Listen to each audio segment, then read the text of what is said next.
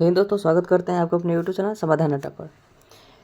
Set 1 डला गया है। यह बिहार दरोगा पीटी के लिए जो सीरीज चलाया गया होमवर्क सीरीज, इसमें डे 1 हम डाल चुके हैं। अगर वहां आप लोग नई वीडियो देखे हैं तो वहां से जा करके देख लीजिएगा यूट्यूब चैनल समाधान अड्डा पर। अगर इसका पीडीएफ चाहिए तो समाधान अड्डा नाम का एक टेलीग्राम है, वहाँ ज्वाइन कर लीजिएगा। डे 1 डे 2 का पीडीएफ वहाँ मिल जाएगा, ठीक है, पिन किया हुआ, वहाँ से आप लोग डाउनलोड कर लीजिएगा। चलिए स्टार्ट करते हैं। पहला नंबर क्वेश्चन देखिएगा क्या कह रहा है। देखिए पहला नंबर क्वेश्चन क्या कह रहा है कि हाल ही में भारत सरकार की किन 2 योजनाओं ने अपने 10 वर्ष पूरे किए हैं। तो 10 वर्ष पूरा कब होगा? जब जो योजना 2014 में चलाया गया होगा, तो ना 2024 में 10 वर्ष होगा। तो 2014 में कौन कौन योजना चलाया गया है? तो जल जीवन योजना, जल जीवन योजना चलाया गया है, ठीक है। उसके बाद देखिएगा आप लोग, जन धन योजना चलाया गया है, जन धन योजना चलाया गया है। उसके बाद देखिएगा आप लोग, इंद्रधनुष योजना चलाया गया है। उसके बाद स्वच्छता योजना चलाया गया है। ये सब योजना जो है वो 2014 में चलाया गया था। इसका कितना वर्ष हो गया? तो 10 साल हो गया है, 10 साल पूरा हो गया है। चलिए आगे देखिए। आगे आपका क्वेश्चन है कि स्मार्ट सिटी मिशन योजना कब शुरू किया गया था? स्मार्ट सिटी मिशन योजना 2015 में शुरू किया गया था। कब शुरू किया गया था? 2015 में शुरू किया गया था। आगे देखिए, आयुष्मान भारत योजना। तो आयुष्मान भारत योजना जो है वो कब शुरू किया गया? 2018 में किया गया है। आयुष्मान भारत योजना 2018 में किया गया है। और स्मार्ट सिटी योजना 2015 में किया गया है। 2015 में स्मार्ट सिटी और 2018 में आयुष्मान भारत योजना शुरू किया गया। आगे देखिए 2 नंबर क्या कर रहा है कि 33वीं प्रगति बैठक का आयोजन कहाँ किया गया और इसका उद्घाटन किसने किया है? तो यह किया गया नई दिल्ली में किया गया है। उद्घाटन कौन किया है? तो नरेंद्र मोदी। चलिए आगे देखिए, मिशन प्रगति को कब लॉन्च किया गया है? तो मिशन प्रगति योजना को कब लॉन्च किया गया? 2015 में किया गया है। मिशन प्रगति योजना को कब लॉन्च किया गया? 2015 में लॉन्च किया गया। चलिए आगे देखिए, 3 नंबर क्वेश्चन क्या कर रहा है कि आरक्षण के भीतर आरक्षण को सुप्रीम कोर्ट की अध्यक्षता वाली किस समिति ने लागू किया है? तो आरक्षण के अंदर क्या कर रहा है? आरक्षण दे रहा है। यह सुप्रीम कोर्ट की कौन सी समिति है? ये डी.वाई. चंद्रचूड़ समिति, ठीक है। डी.वाई. चंद्रचूड़ समिति, यह किसका समिति है? सुप्रीम कोर्ट वाली अध्यक्षता की एक समिति है जो आरक्षण अंदर देता है। आगे देखिए, सुप्रीम कोर्ट के वर्तमान में सीजीआई कौन है? तो सुप्रीम कोर्ट के वर्तमान में सीजीआई कौन है? संजीव खन्ना, ठीक है, संजीव खन्ना हो जाएंगे।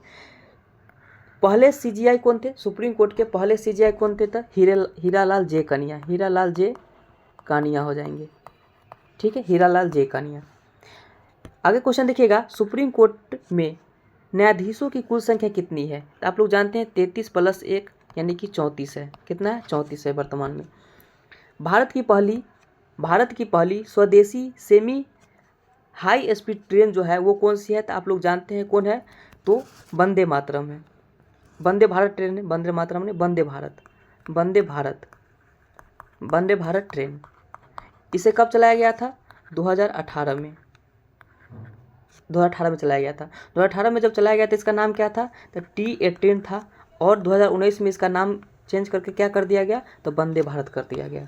चलिए आगे देखिए, आगे आपका है, भारत में पहली किसान रेल कब चलाई गई? तो भारत में पहली किसान रेल जो चलाई गई थी, कब चलाई गई थी? 2020 में चलाई गई थी। 2020 में चलाई गई थी। कहाँ से कहाँ तक? देवलाली से दानापुर तक चलाई गई थी, याद रखिएगा। पहली तेजस रेल कहाँ चलाई गई थी? तो पहली जो तेजस रेल है वो कहाँ चलाई गई थी? वाराणसी से अहमदाबाद। वाराणसी से कहाँ चलाई गई थी? अहमदाबाद तक चलाई गई थी, ठीक है। आगे देखिए, भारत की पहली डबल डेकर ट्रेन कौन सी है? तो भारत की पहली डबल डेकर ट्रेन कौन सी है? तो ये वासुकी है। पहली डबल डेकर ट्रेन है, वासुकी है। आगे देखिए, 5 नंबर क्वेश्चन क्या कर रहा है?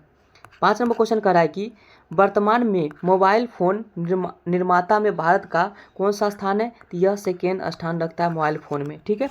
अर्थव्यवस्था में कौन सा स्थान है? तो 5वां स्थान है। दूर संचार में कैमा स्थान है, तो ये दूसरा का स्थान है, ठीक है, सेकेंड स्थान हो जाएगा। तो यहाँ याद रखिएगा, मोबाइल फ़ोन में निर्माता में भारत का स्थान दूसरा का हो जाएगा, अर्थव्यवस्था में पाँचवा हो जाएगा, और दूर संचार में कैमा हो जाएगा, तो सेकेंड हो जाएगा। आगे देखिए, आगे 6 नंबर क्वेश्चन रहेगा आपका।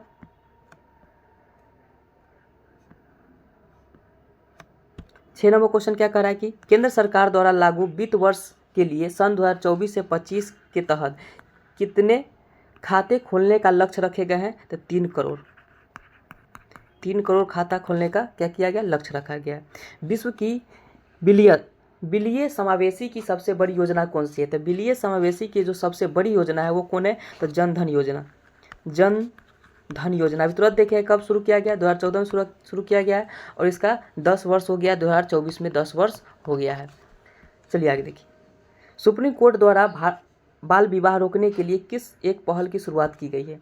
तो सुप्रीम कोर्ट के द्वारा बाल विवाह रोकने के लिए कौन एक पहल है जिसकी शुरुआत की गई है? तो वह कौन है? तो बाल विवाह मुक्त गांव पहल है। बाल विवाह मुक्त गांव पहल है, इसको याद रखिएगा। और सबसे अधिक बाल विवाह कहाँ होता है? तो पश्चिम बंगाल में। वर्तमान में बाल विवाह सर्वाधिक किस राज्य में होता है? तो पश्चिम बंगाल में होता है। पश्चिम बंगाल में होता है। कितना होता है? 41.6% है। अपना बिहार दूसर का स्थान पर रखता है बाल विवाह में। यह कितना है? तो 40.8% है, ठीक है। चलिए आगे देखिए,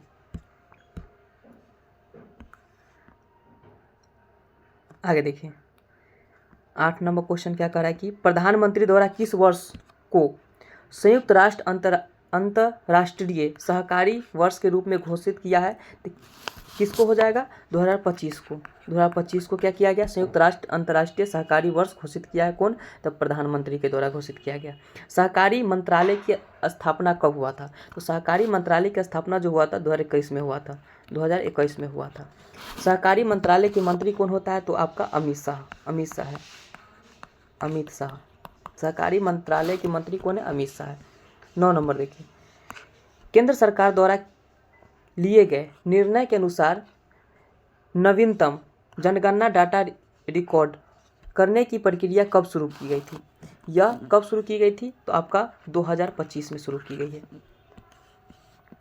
जनगणना रिपोर्ट 2025 की रिपोर्ट कब प्रकाशित की जाएगी? तो यह जो की जाएगी 2025 की जो जनगणना होगी, ये कब रिपोर्ट जारी किया जाएगा? तो 2026 में जारी किया जाएगा, ठीक है। यानी 2025 में जनगणना होगा और 10 साल पर होता है, तो यह अब 25 से 35 फिर 45 इस प्रकार से चलेगा।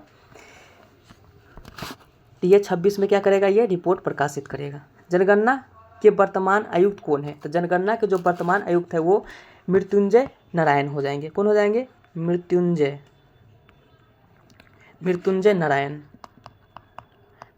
नारायण हो जाएंगे, इसको याद रखिएगा। 10 नंबर देखिए, 10 नंबर क्या कह रहा है कि भारत सरकार द्वारा संसद की सीटों के लिए परिसीमन प्रक्रिया पूरा करने का लक्ष्य कब तक रखा गया है? तो भारत सरकार द्वारा संसद की जो सीट का परिसीमन है वह पहले क्या था? तो 2026 तक था। इसको बढ़ा करके क्या कर दिया गया? 2028 कर दिया गया। 2028 तक ये रहेगा। आगे देखिए, वर्तमान परिसीमन किस जनसंख्या पर आधारित है? तो वर्तमान में जो परिसीमन है किस जनसंख्या पर आधारित है? ये 1971 के जनसंख्या पर आधारित है, इसको याद रखिएगा। आगे देखिए 11 नंबर, हाल ही में एनपीसी, ये है एनपीसी है। एनपीसी मतलब national population report register, national population register को अपडेट किया गया है।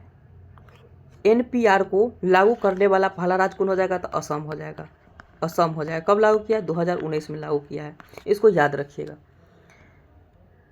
चलिए आगे देखिएगा, अगला क्वेश्चन आप लोग के लिए ये है कि 12 नंबर क्वेश्चन है, गुरुत्वीय नियतांक का मान किसने दिया था और इसका जो संकेत क्या होता है? तो इसका जो संकेत होता है वो बड़ा जी होता है, कैपिटल जी होता है। और इसका जो नियम दिया था गुरुत्वाकर्षण जो नियतांक है, इसका जो नियम दिया था कौन दिया था? हेनरी कैवेंडिश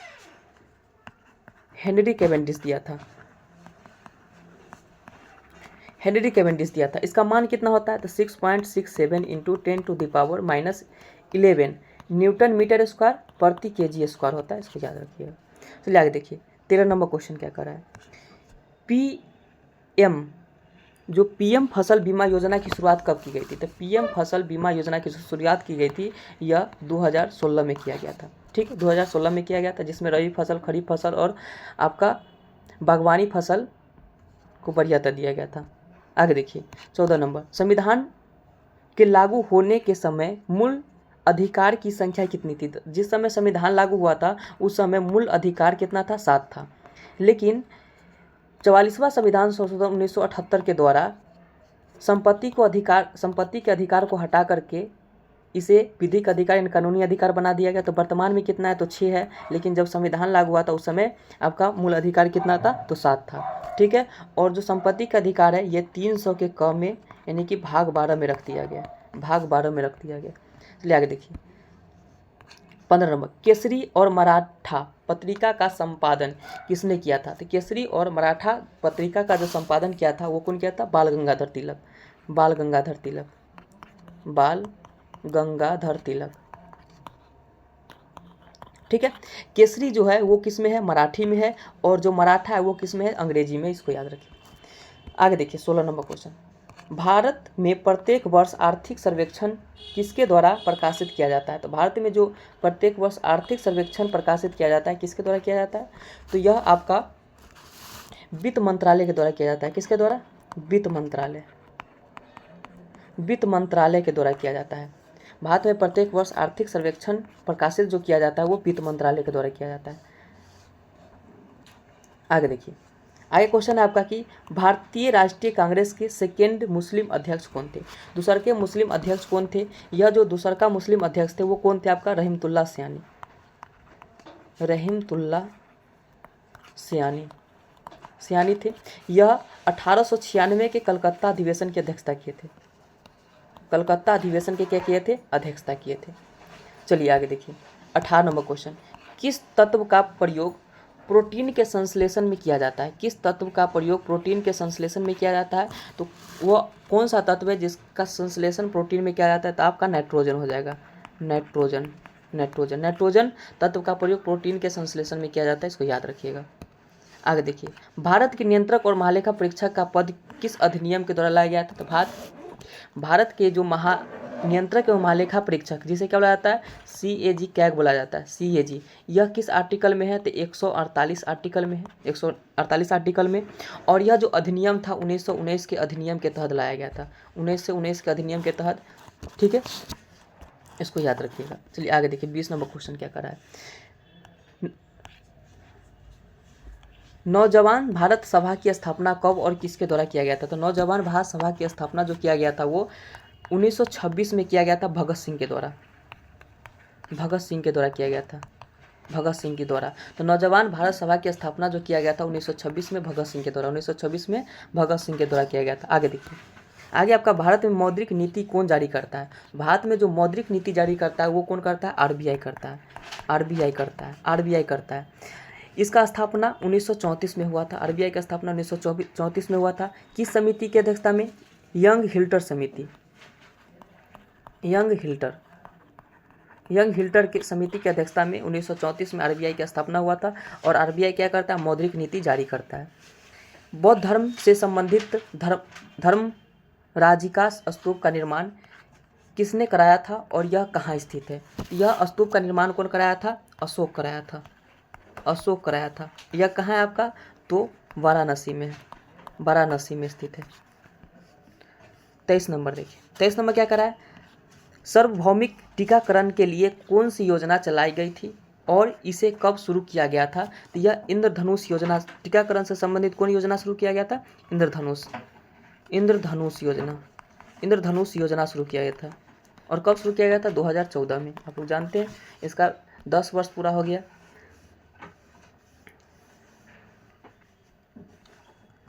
चलिए आगे आपका क्वेश्चन आएगा 24 नंबर, यूएनडीपी का जो फुल फॉर्म होता है यूनाइटेड नेशन डेवलपमेंट प्रोग्राम होता है। इसकी स्थापना कब हुआ था?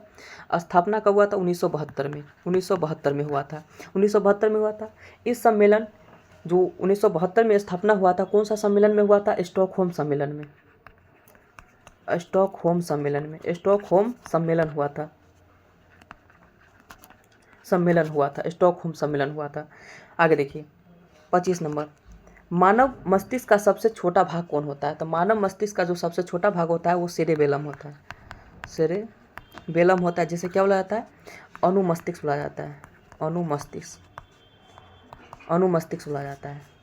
आगे देखिए 26 नंबर, भारत में मंत्रिपरिषद का आकार क्या होता है और इसे किस अधिनियम के द्वारा निर्धारित किया जाता है? तो मंत्रिपरिषद का आकार जो होता है लोकसभा का 15%, किसका? तो लोकसभा का कितना होता है? 15% होता है, 15% होता है मंत्रिपरिषद का जो आकार होता है लोकसभा का 15%।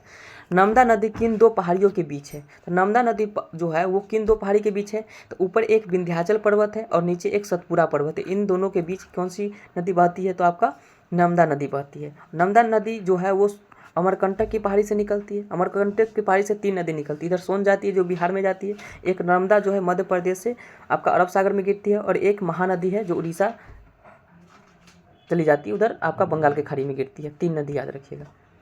आगे देखिए 28 नंबर, जैव विविधता अधिनियम किस वर्ष पारित किया गया था? तो जैव विविधता जो अधिनियम है वो किस वर्ष पारित किया गया था? तो जैव विविधता अधिनियम 2002 में किया गया था, ठीक है। और जैव विविधता दिवस जो मनाया जाता है 22 मई को, 22 मई को जैव विविधता दिवस मनाया जाता है, 22 मई। 29 नंबर देखिए, पीएम गरीब कल्याण रोजगार योजना की शुरुआत कहाँ की गई थी? तो पीएम गरीब कल्याण योजना का जो शुरुआत की गई थी वो बिहार में किया गया था। पीएम गरीब कल्याण रोजगार योजना का शुरुआत कहाँ किया गया था? बिहार में किया गया था, ठीक है, बिहार के खगड़िया में किया गया था। आगे देखिए 30 नंबर, सर्वोच्च न्यायालय के जजों का वेतन संविधान के किस अनुच्छेद के द्वारा है? तो यह 125 अनुच्छेद 125 जो है वो वेतन के बारे में बताता है, और सुप्रीम कोर्ट 124 में है और उसका वेतन 125 में है। 124 उसका जो वेतन है 125 में है, ठीक है। चलिए अब 125 तो वेतन के बारे में बताता है, लेकिन सुप्रीम कोर्ट में एक मुख्य न्यायाधीश होते हैं और अन्य न्यायाधीश होते हैं। तो मुख्य न्यायाधीश का जो वेतन है 2,80,000 और 2.5 लाख जो होता है वो अन्य न्यायाधीश का होता है। आगे देखिए,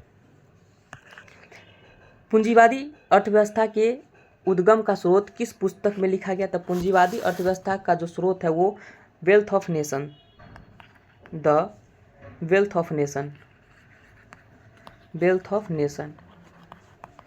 में लिखा गया है, ठीक है।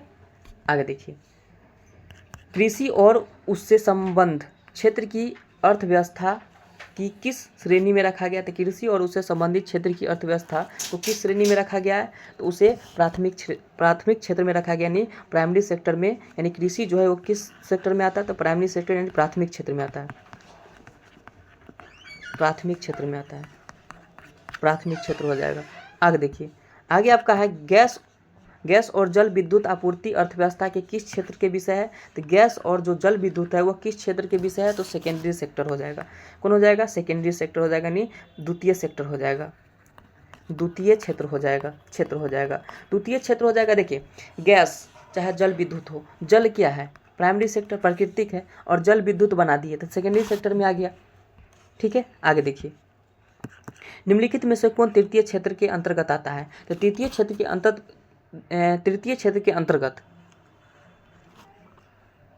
नहीं आता है, तृतीय क्षेत्र के अंतर्गत नहीं आता है। आप होटल जानते हैं, सेवा क्षेत्र में आता है, ये रियल एस्टेट हो गया, चिकित्सालय हो गया, ये सब क्या है? तृतीय क्षेत्र के अंतर्गत। लेकिन वस्त्र का जो निर्माण होता है वो प्राइमरी क्षेत्र के उपयोग करके सेकेंडरी क्षेत्र में होता है, यानी द्वितीय क्षेत्र में होता है। तो ये आपका द्वितीय क्षेत्र के अंतर्गत आता है, ये सब तृतीय क्षेत्र के अंतर्गत आता है, ठीक है, यानी डी इसका आंसर हो जाएगा। आगे देखिए 35 नंबर, भारतीय अर्थव्यवस्था का सेक्टर विभाजन किसके द्वारा किया जाता है? तो भारतीय अर्थव्यवस्था का जो सेक्टर का विभाजन किसके द्वारा किया गया था, और किसके द्वारा किया गया था? तो ये किया गया था जॉर्ज फिशर के द्वारा किया गया था, इसको याद रखिएगा, ठीक है। आगे देखिए, आगे क्या करा? 36 नंबर, सरकारी हस्तक्षेप की नीति को अपनाने का समर्थन अर्थव्यवस्था के किस स्वरूप में दिया गया है? तो ये पूंजीवादी अर्थव्यवस्था में दिया गया है। आगे देखिए, समाजवादी अर्थव्यवस्था का विचार किसके द्वारा लिया गया है? तो समाजवादी अर्थव्यवस्था का जो विचार है वो किसके द्वारा लिया गया था? कार्ल मार्क्स के द्वारा, कार्ल मार्क्स के द्वारा लिया गया। ये कहाँ के थे? तो जर्मनी। कार्ल मार्क्स कहाँ के थे? तो जर्मनी। ये एक पुस्तक लिखे थे, Das Kapital, Das Kapital, Das Kapital पुस्तक लिखे थे, इसको याद रखिएगा। वैसी अर्थव्यवस्था जिसका अन्य अर्थव्यवस्था के साथ कोई आर्थिक संबंध न हो वो कैसा अर्थव्यवस्था कहलाता है? तो बंद अर्थव्यवस्था कहलाता है। बंद अर्थव्यवस्था, अर्थव्यवस्था कहलाता है। मतलब न आयात हो न निर्यात हो, उस देश की अर्थव्यवस्था कैसी होगा? तो बंद अर्थव्यवस्था होगा। भारत कैसी अर्थव्यवस्था है? भारत में मिश्रित अर्थव्यवस्था है, मिश्रित अर्थव्यवस्था है, ठीक है, याद रखिएगा। 40 नंबर देखिए, भारत में पहली बार राष्ट्रीय आय का आकलन कौन किया था? तो भारत में पहली बार राष्ट्रीय आय का आकलन कौन किया था? 1868 में कौन किया था? दादा भाई नौरोजी, दादा भाई नेरोजी। कितना बताए थे? तो 20 रुपये प्रति व्यक्ति बताए थे, याद रखिएगा। आगे देखिए, मूल मात्रक की कुल संख्या कितनी है? तो मूल मात्रक 7 है, मूल मात्रक 7 है। 7 बजे वाला जो क्लास चलता है वो उसमें आज फिजिक्स में यही फिजिक्स के पहला चैप्टर चलने वाला है, तो आप लोग जरूर ज्वाइन कीजिएगा। अगर इसका PDF चाहिए तो बता ही दिए हैं, जल्दी से जा करके टेलीग्राम ज्वाइन कीजिए, वहाँ से PDF आप लोग को मिल जाएगा। सुमेलित करना है, विद्युत धारा एम्पियर, आवृत्ति हर्ज, ठोस कोण स्टेरेडियन, शक्ति का वाट। ये तो आसान है, आपको याद ही होगा। चलिए आगे देखिए, ऊर्जा मापने की अंतर्राष्ट्रीय इकाई क्या है? तो ऊर्जा मापने की जो अंतर्राष्ट्रीय इकाई है वो क्या है? तो आपका कैलोरी है। ऊर्जा मापने की अंतर्राष्ट्रीय इकाई क्या है? तो कैलोरी, कैलोरी। आगे देखिएगा, छोटा सा एक डिस्कशन है कि कैलोरी खपत के आधार पर गरीबी का आकलन कौन सा समिति किया था? तो लकड़वाला समिति किया था। 44 नंबर देखिए, तापमान का एसआई मात्रक क्या होता है? तो केल्विन होता है, केल्विन। तापमान का एसआई मात्रक क्या है? तो केल्विन है, ठीक है।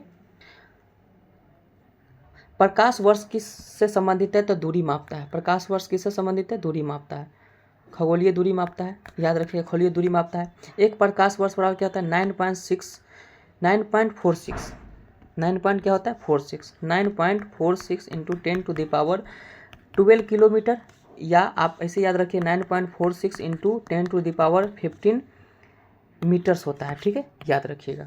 46 नंबर देखिए, क्या कह रहा है कि निम्नलिखित में से कौन सी दीप्त तीव्रता की एसआई इकाई है? दीप्त तीव्रता की एसआई इकाई क्या होता है? तो कैंडला। ज्योति तीव्रता होता है ना, दीप्त तीव्रता या ज्योति तीव्रता का एसआई मात्रा क्या होता है? कैंडला होता है। आगे देखिए, वैसी भौतिक राशियां जिसमें केवल परिमाण होता है तथा दिशा नहीं होता है। तो केवल परिमाण हो दिशा न हो तो अदिश राशि कहलाता है, अदिश राशि कहलाता है। जिसमें केवल परिमाण हो दिशा न हो कैसी राशि कहलाता है? अदिश राशि कहलाता है। चलिए देखिए, 48 नंबर, बल, भार, त्वरण, विस्थापन, वेग, संवेग, चुंबकीय बल, ताप, प्रबलता, ये कैसी राशि है? तो सब एक सदिश राशि है, सब एक कैसी राशि है? सदिश राशि है, याद रखिएगा। यूकैरियोटिक प्रोकैरियोटिक कोशिका में पाया जाने वाला कोशिका रहित अंग कौन है? यूकैरियोटिक प्रोकैरियोटिक कोशिका में पाया जाने वाला अंग कौन सा है? तो राइबोसोम, राइबोसोम है। कौन हो जाएगा आपका? राइबोसोम, राइबोसोम हो जाएगा, याद रखिएगा, राइबोसोम। आगे देखिए, कोशिका को सर्वप्रथम किसने देखा था? कोशिका को सर्वप्रथम रॉबर्ट हुक देखा था, रॉबर्ट हुक देखा था, ये मृत कोशिका को देखा था। आगे देखिए, किसी भी कोशिका का कौन सा कोशिकांग अवशिष्ट पिटान में मदद करता है? यानी अवशिष्ट पदार्थ, यानी कि जिसे आप आत्महत्या की थैली, जिसे कब्रगाह कह सकते हैं। कब्रगाह किसे कहा जाता है? लाइसोसोम, लाइसोसोम को कहा जाता है, लाइसोसोम। ये क्वेश्चन का आपका आंसर हो गया। देखिए, कोशिका के सुसाइड बैंक किसे कहा जाता है? यानी आत्महत्या की थैली, सुसाइड बैंक किसे कहा जाता है? लाइसोसोम को ही कहा जाता है, लाइसोसोम को ही कहा जाता है, लाइसोसोम को ही कहा जाता है।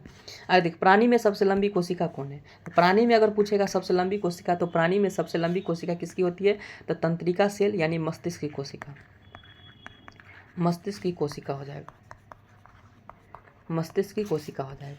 आगे देखिए, केंद्र की खोज कौन किया था? केंद्र की खोज कौन किया था? आपका रॉबर्ट ब्राउन किया था। कौन किया था केंद्र की खोज? रॉबर्ट ब्राउन किया था। केंद्र की खोज कौन किया था? रॉबर्ट ब्राउन किया था। आगे देखिएगा, 55, कोशिका के किस कोशिकांग को कोशिका का शक्तिगिरी कहा जाता है? तो कोशिका के किस कोशिकांग को कोशिका का शक्तिगिरी कहा जाता है? तो माइटोकॉन्ड्रिया, जानते हैं, माइटोकॉन्ड्रिया, माइटोकॉन्ड्रिया को कहा जाता है। इसका खोज कौन किया था? तो आपका अल्टमैन किया था। कौन किया था? अल्टमैन किया था, याद रखिएगा। 56 नंबर देखिए, कोशिका की सबसे बाहरी दीवार को क्या कहा जाता है? कोशिका के सबसे बाहरी दीवार को क्या कहा जाता है? तो कोशिका के सबसे बाहरी दीवार को कोशिका झिल्ली कहा जाता है। क्या कहा जाता है? कोशिका झिल्ली कहा जाता है। आगे देखिए, कोशिका में वितरित होने वाली अणुओं के लिए जो प्रथम पैकेजिंग एरिया का काम करने वाले अंग का नाम क्या है? जिसका जो अंग का नाम होता है वो क्या होता है? गोल्जी काय। क्या होता है? गोल्जी काय। इस अंग का नाम क्या है? गोल्जी काय होता है। आगे देखिए, सर्वप्रथम जीवित कोशिका का अवलोकन किसने किया था? तो सर्वप्रथम जीवित कोशिका का जो अवलोकन किया था वो कौन किया था? लुवेनहॉक किया था। कौन किया था? लुवेनहॉक किया था। ठीक है, लुवेनहॉक किया था। वैज्ञानिक हक्सले ने जीवन का भौतिक आधार किसको माना था? तो जीव द्रव्य को। हर्सले ने जीव द्रव्य को क्या माना था? तो जीवन का भौतिक आधार माना था। कौन से कोशिकांग में श्वसन एवं ऊर्जा से संबंधित रासायनिक प्रक्रिया होती है? तो इस किस में होती है? आपका माइटोकॉन्ड्रिया में होता है। माइटोकॉन्ड्रिया डीडू खोज किया था, सॉरी अल्टमैन खोज किया था। अल्टमैन माइटोकॉन्ड्रिया की खोज अल्टमैन। चलिए आगे देखिए, आगे आपका क्वेश्चन क्या है कि कोशिका की ऊर्जा के रूप में किससे जाना जाता है? तो एटीपी, एडेनोसिन ट्राइफॉस्फेट जानते हैं आप लोग, एटीपी। आगे देखिए, वनस्पति कोशिका में क्लोरोफिल का संबंध किससे है? तो वनस्पति कोशिका में जो क्लोरोफिल का संबंध है वो प्रकाश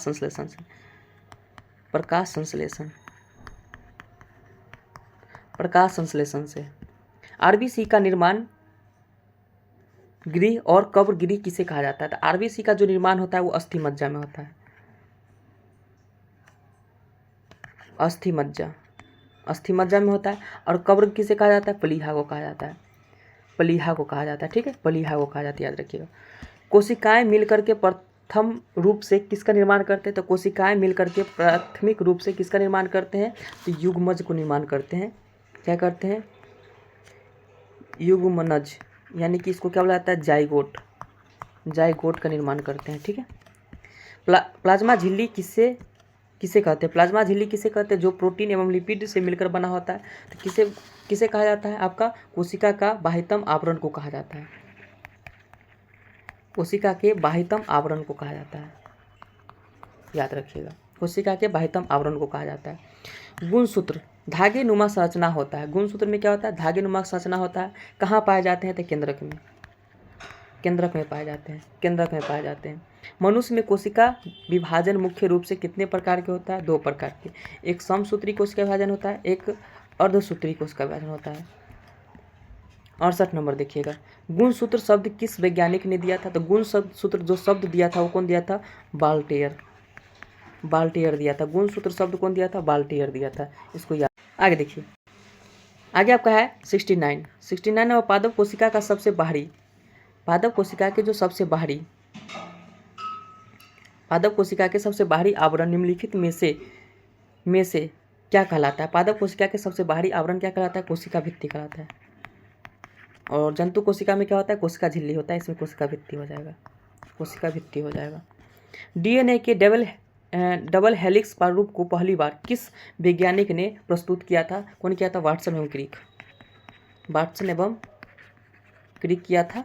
और डीएनए की खोज कौन किया था? तो आपका फ्रेडरिक मीसर ने किया था। कौन किया था? फ्रेडरिक मीसर ने किया था। ठीक है, याद रखिएगा। कोशिका की क्रियात्मक गतिविधियों के द्वारा नियंत्रण होता है। कोशिका किस क्रिया के गतिविधि द्वारा नियंत्रण होता है? केंद्रक के द्वारा। केंद्रक ही कोशिका को क्या करता है? नियंत्रण करता है। 2 या 2 से अधिक शुद्ध पदार्थ के मिश्रण से जो यौगिक बनते हैं उसे क्या कहलाता है? यौगिक कहते हैं। और विभिन्न मिश्रण शुद्ध पदार्थ जो होगा, ठीक है, और अलग अलग पदार्थ होगा। 2 या 2 से अधिक शुद्ध पदार्थ के मात्रक के विचार से एक निश्चित अनुपात में संयोग करने वाला पदार्थ यौगिक बनता है। और अलग अलग बनेगा तो आपका मिश्रण कहलाएगा। ऐसे तत्व जिसमें धातु और अधातु के गुण पाए जाते हैं क्या कहलाते हैं? तो आपका उपधातु कहलाते हैं, जिसमें धातु और अधातु दोनों का गुण पाया जाएगा। 74 नंबर देखते हैं, कौन सा पदार्थ प्रकृति में तीनों अवस्थाएं पाए जाते हैं? तो आपका पानी है, तीनों अवस्थाएं पाया जाता है। लास्ट क्वेश्चन 75 नंबर, पदार्थ की चौथी अवस्था कौन है? था प्लाज्मा हो जाता है, ये चौथी अवस्था है। 5वीं अवस्था बोस-आइंस्टीन कंडेंसर हो जाएगा। ये वीडियो कैसा लगा आप लोग जरूर बताइएगा, कमेंट कीजिएगा, लाइक कीजिएगा, सब्सक्राइब जरूर कर लीजिएगा। और अगर इसका PDF चाहिए तो मेरा टेलीग्राम समाधान अड्डा ज्वाइन कर लीजिएगा। वहाँ से डे 1 और डे 2 ये दोनों PDF आज डाल दिया जाएगा, या आप जब देखिएगा उससे पहले डला हुआ रहेगा, जाकर के आप लोग डाउनलोड कर लीजिएगा। और अभी 31 तक हो गया है, उम्मीद करते हैं कि जितना सेट चलेगा हम आपको पूरा फ्री में करवाने का प्रयास करेंगे और आपका रिवीजन बेहतर ढंग से यहाँ हो जाएगा। अगर आप लोग शाम के 7 बजे लुसेंट के क्लास में नहीं जुड़ते हैं तो ज़रूर जुड़िएगा, ठीक है। और क्यूज होगा और होमवर्क दिया जाता है, सारा प्रक्रिया वहाँ बताया जाएगा, आपको बहुत अच्छा लगेगा। उम्मीद करते हैं कि बिहार पुलिस का तैयारी जोरों शोरों से चल रहा होगा, और थोड़ा सा तैयारी को बेहतर करने के लिए बस थोड़ा सा सपोर्ट हम कर देंगे, आपका वर्दी पूरा फिक्स हो जाएगा। वीडियो देखने के लिए बहुत बहुत धन्यवाद।